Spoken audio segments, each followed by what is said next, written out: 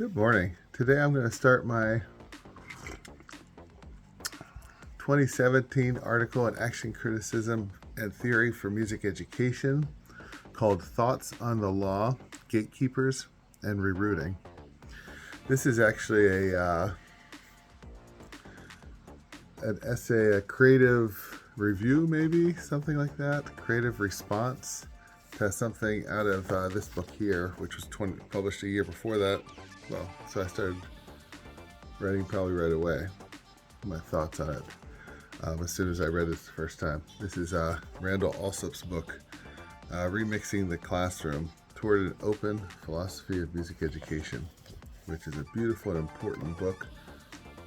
So important that it received a bunch of reviews, right?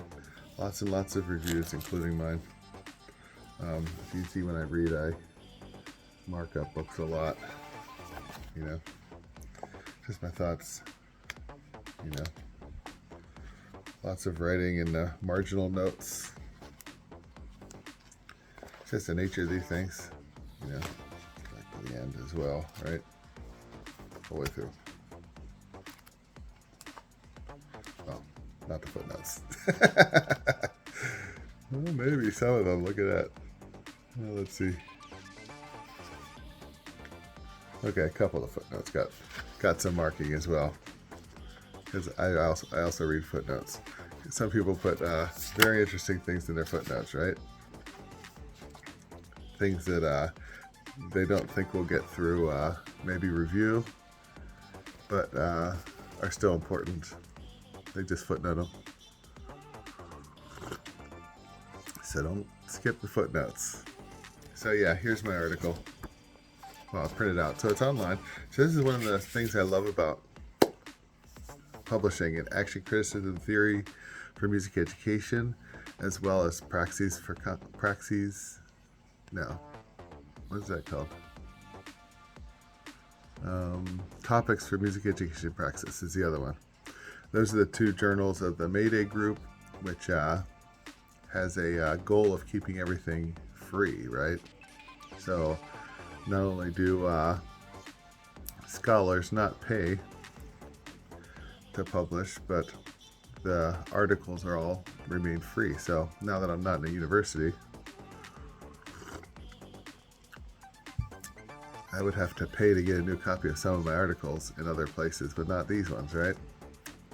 Now I do have printouts of all of mine of some sort.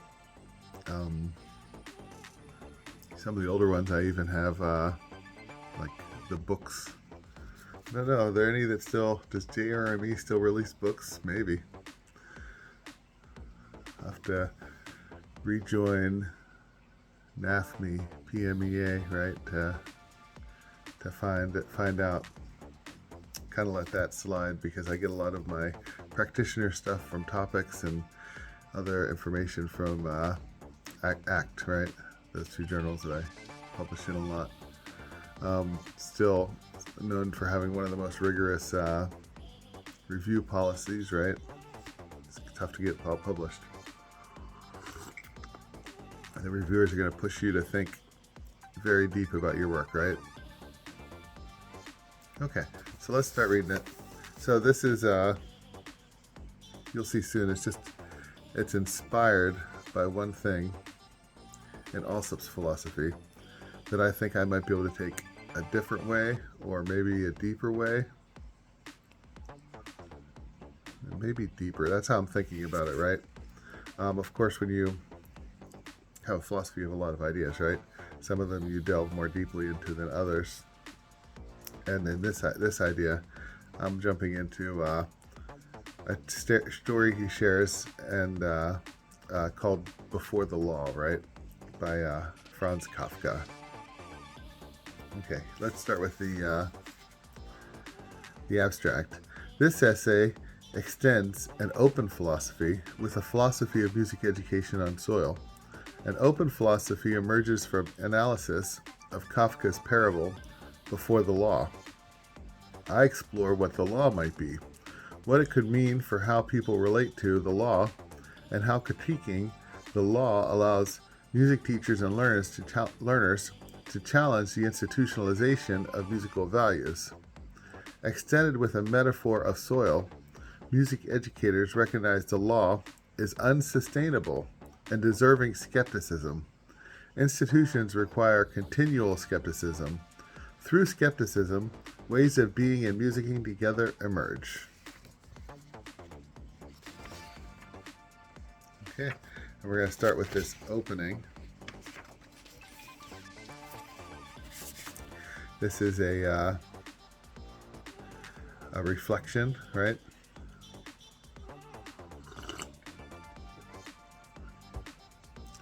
Waiting in a fluorescent lit hallway, I make soft, nervous small talk with my wife. Subdued conversation echoes on painted cinder block, forming a familiar soundscape.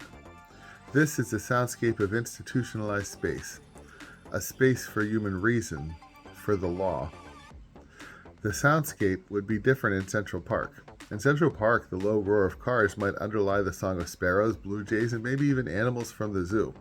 Our feet would be on soil. Institutional soundscapes are less diverse, less living. In this hallway, I met one of my intellectual heroes, who interviewed me for a possible admittance into Teachers College, Columbia University. Quote, a man from the country comes to this gatekeeper and requests admittance into the law, end quote. That's from the Kafka parable. What am I doing here? An Ivy League institution is no place for a person from the country. Months later, my application was rejected. Listening to myself, I hear the voice of the gatekeeper. Quote, this entrance was meant for you alone. Now I am going to shut it. End quote. Failure hurts.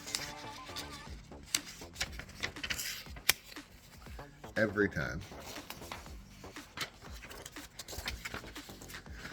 But failure is seldom the end of any story.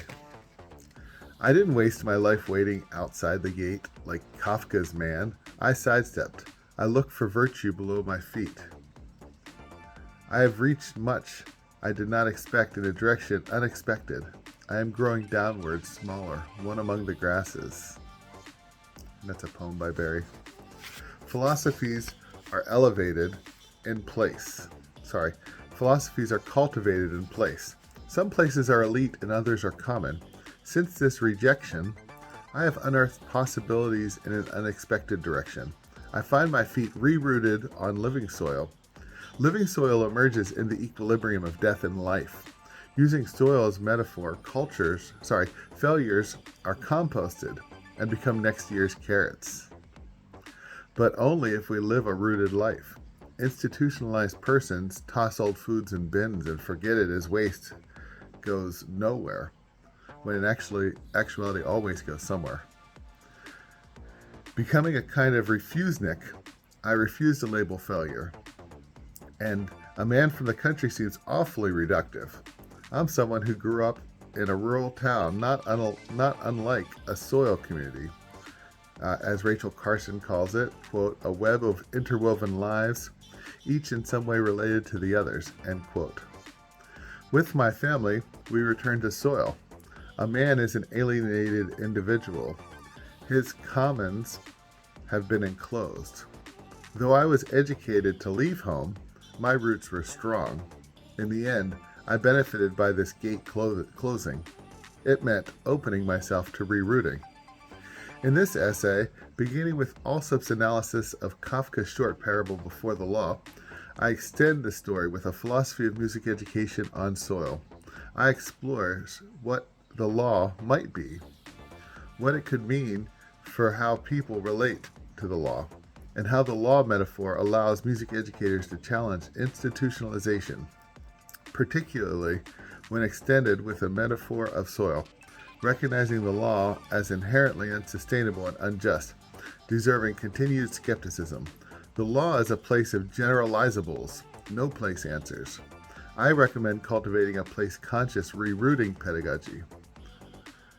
I understand music education on soil as promoting traditional anarchist principles, autonomy, voluntary association, self-organization, mutual aid, and direct democracy. If democracy opens the gates to the law, anarchy stands conceptually in opposition to the law. Music education on soil promotes lived diversity. A diverse soil is a healthy soil. From within a living soil web, we can reject the false comfort provided by the law. These principles constitute what I believe are the base requirements for a truly open philosophy as well, although there are many challenges to accomplishing it. Can I end this opening with a poem that I wrote? Squirrels now dance on my compost pile at my central PA home, and gently, gently my child smiles at my central PA home. All that sings and is well worthwhiles at my central PA home.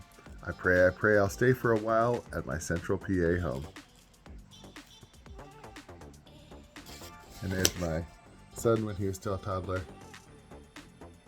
with our compost pile in the winter.